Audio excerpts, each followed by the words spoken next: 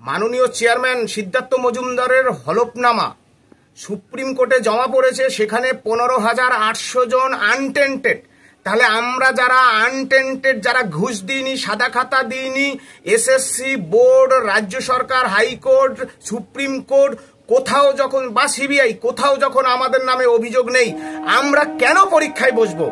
Supreme কোর্টের রায় অনুসারে যারা চিহ্নিত অযোগ্য, যারা ঘুষ দিয়েছে, সাদা খাতা দিয়েছে, ওএমআর ম্যানিপুলেশন করেছে, যারা দাগী, তাদের তালিকা প্রকাশ হচ্ছে।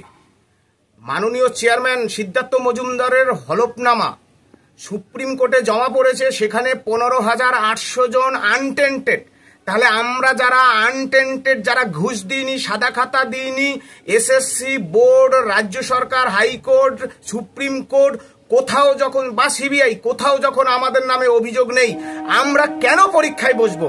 সুতরাং এই আনটেন্টেড যারা আছেন 15,800 জন, তাদেরকে সার্টিফাই করে বিধানসভায় সর্বোচ্চ আইন প্রয়োগ করে, অর্ডিন্যান্স করে, রাজ্য সরকারকেই, রাজ্যের মাননীয় মুখ্যমন্ত্রীকেই এই ব্যবস্থা করে সুপ্রিম কোর্টে সকল যোগ্য যারা আনটেন্টেড তাদের চাকরি বাঁচাতে হবে ধারাবাহিকতা সহ।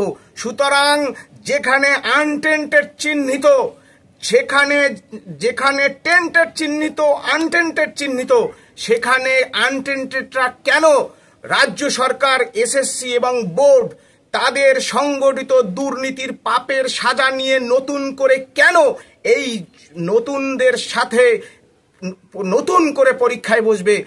আমরা বিচারপতি, সুপ্রিম কোর্টের মাননীয় বিচারপতিদ্বয় যারা আছেন তাদের দৃষ্টি আকর্ষণ করছি।